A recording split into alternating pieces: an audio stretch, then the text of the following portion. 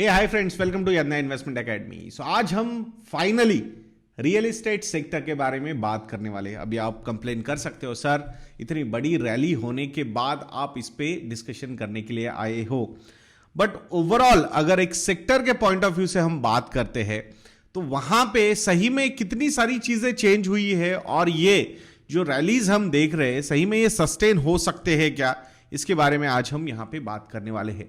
Recently आप लोगों ने देखा होगा कि पैंडेमिक का एक बहुत बड़ा impact initially real estate sector पे बहुत ज्यादा हो रहा था और उसके बाद जिस तरीके से स्टेट गवर्नमेंट्स ने रियल एस्टेट सेक्टर को रेस्पॉन्ड किया, मतलब अपनी स्टैम्प ड्यूटीज कम करके, जैसे कि महाराष्ट्र गवर्नमेंट ने बहुत बड़ा इनिशिएटिव लिया था, फिर बाकी भी सारे स्टेट गवर्नमेंट्स ने लिया। अभी भी अगर आप देखोगे तो कर्नाटका गवर्नमेंट ने 5% से 3% पे अपनी स्टैम्प ड्यूटी लाई है।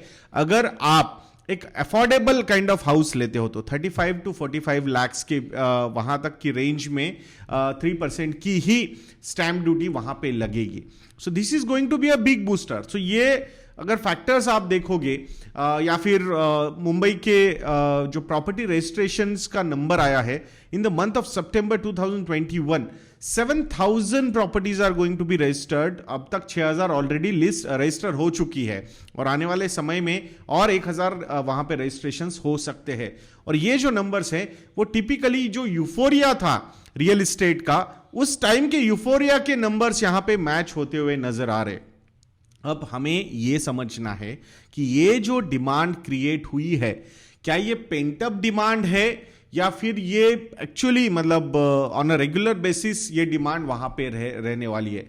So this is the question. I still feel looking at the returns real estate sector ने दिए हैं between 2005 to 2015 across India I am saying कि जो रिटर्न्स रियल एस्टेट ने दिए थे वो अराउंड 35 to 40% पर एनम के रिटर्न्स थे।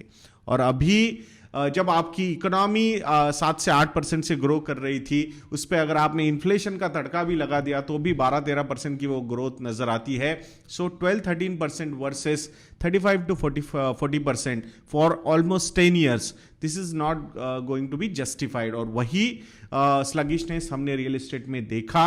सो आफ्टर 2015-16 फिर डिमोनेटाइजेशन आया, जीएसटी आया, तो ये सारी चीजें जो हुई उसकी वजह से रियल एस्टेट सेक्टर एक बहुत बड़े करेक्शन फेज से गया। सो प्राइस करेक्शन कुछ एरियाज में हुआ, जैसे कि रीजन्स में अगर हम बात करेंगे नॉर्दर्न इंडिया में वो सारी चीजें हुई, बट नीचे वाले जो पार्ट्स थे वेस्टर्न इंडिया, ईस्टर्न इंडिया या फिर साउदर्न इंडिया, सो वहां पे प्राइस करेक्शन से ज्यादा हमने टाइम करेक्शन होता हुआ देखा है। सो अब शायद थोड़ा सा because of low home loan interest rates, then in a way देखा जाएगा तो एक पेंटअप डिमांड। हमने आपको रियल एस्टेट के बारे में समझाया था, बहुत बार मैंने रियल एस्टेट के बारे में बात की है आप लोगों के साथ कि कैसे एक जो इनिशियल बाइंग होनी चाहिए वो जब तक आएगी नहीं तब तक रियल एस्टेट एक लॉन्ग टर्म बुल ट्रेंड में नहीं आएगा, बुल मार्केट, रियल एस्टेट का बुल मार्केट नहीं आएगा, ऐसा मुझे लगता है।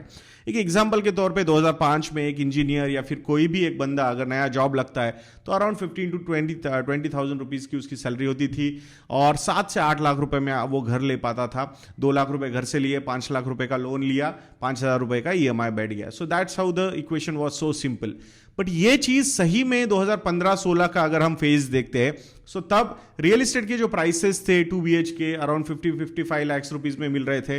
Initial salary was around 25-30,000, specifically IT sector के बारे में अगर मैं बात कर रहा हूं। फिर वहां से इतना बड़ा घर, 50 लाख का घर अफोर्डेबल ही नहीं था।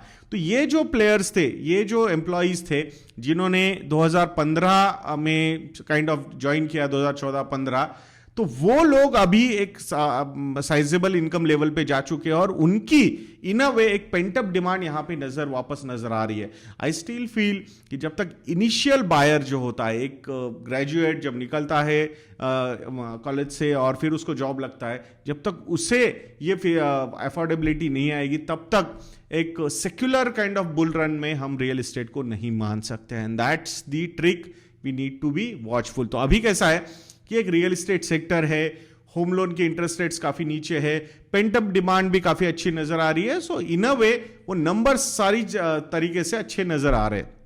बट सही में क्या ये सस्टेन कर सकता है, that's the point we will have to be quite sure about. So वो अभी भी वैसा नजर नहीं आ रहा है, and that's why you should be careful. अगर कुछ नंबर्स की बात मैं करता हूं, so I have taken out some numbers, तो जहां इनके जो debt to equity ratios and interest coverage ratios, these are the most important numbers मुझे लगता है रियल एस्टेट प्लेयर्स में।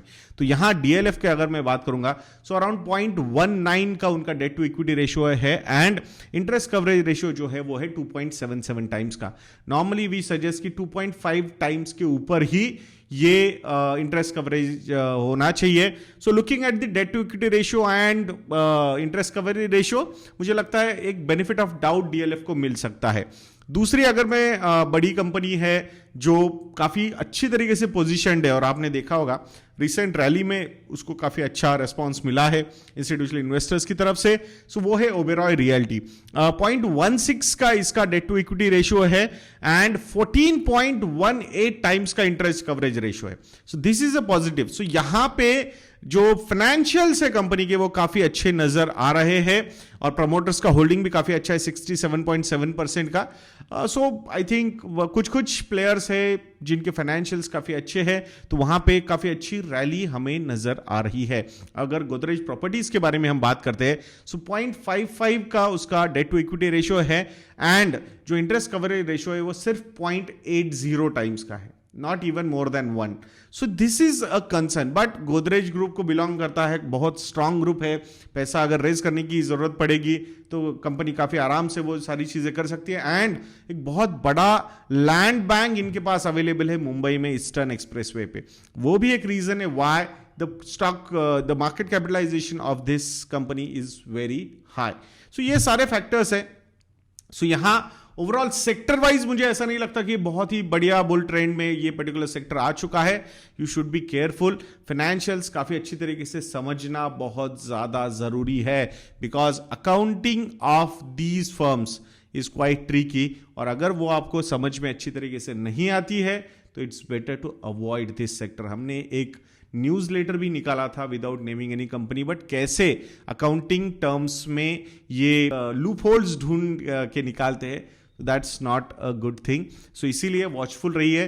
कॉर्पोरेट गवर्नेंस का फैक्टर देखना बहुत ज्यादा जरूरी हो जाता है when you are analysing a real estate company. So this is not a blanket go ahead for this sector, be watchful.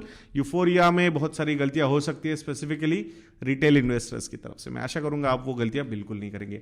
मैं आशा करता हूं दोस्तों आपको ये वीडियो अच्छा लगा होगा। अगर आप लोगों को लगता है कि हम अच्छा काम कर रहे हैं तो प्लीज़ विजिट investadnya.in, और वहां जाके आप हमारे मॉडल पोर्टफोलियोज को सब्सक्राइब करना मत भूलिएगा। यज्ञा YADNYA ये प्रोमो कोड एक्टिव है, 30% से ज़्यादा का डिस्काउंट आपको हमारे रिसर्च प्रोडक्ट्स पे मिलेगा। सो नेक्स्ट वीडियो में मिलते हैं दोस्तों। जय हिंद।